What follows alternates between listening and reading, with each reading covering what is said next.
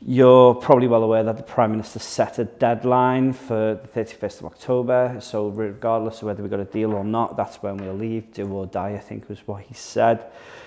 A load of parliamentarians didn't like this, a load from his own party as well, so what is now called the Rebel Alliance, which is all the opposition parties and around 2021 of Conservatives, or should I say now ex-Conservatives, got together to put a bill through which would stop no deal on the 31st. So this bill has passed right the way through Parliament. It passed about 1:30 this morning in the Lords, and it's expected to gain royal assent next week, which essentially means the Queen signs it off and it goes into law.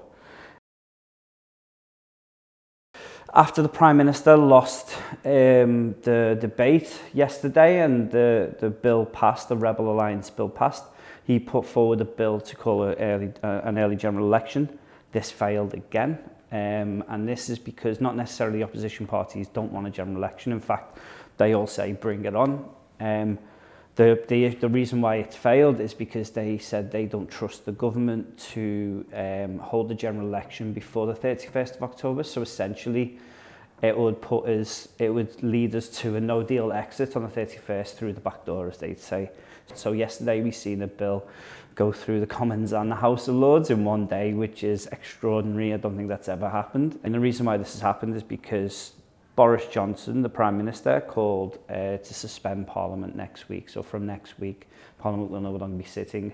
So royal assent essentially has to happen before Parliament rises next week. A general election is highly likely.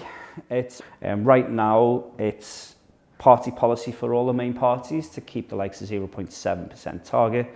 And yeah, right now that's still party policy, but actually the parties tend to differ on other issues which go beyond just aid. So they tend to differ on issues like climate change, like human rights.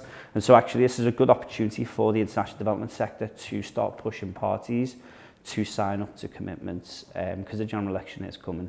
And Bond's no different in that as well. So as the Network Organisation for International Development Organisations, we're already putting plans in place, and we'll expect it to be publishing a manifesto soon, which will look to represent the views and the values of the whole sector. And we need help with that, actually. So if any organisations out there who are Bond members, we've had a few already get in touch and a few really helpful suggestions so far, but if anyone does want to help us out, then you need to get in touch, because this is going to move really fast, really, really fast.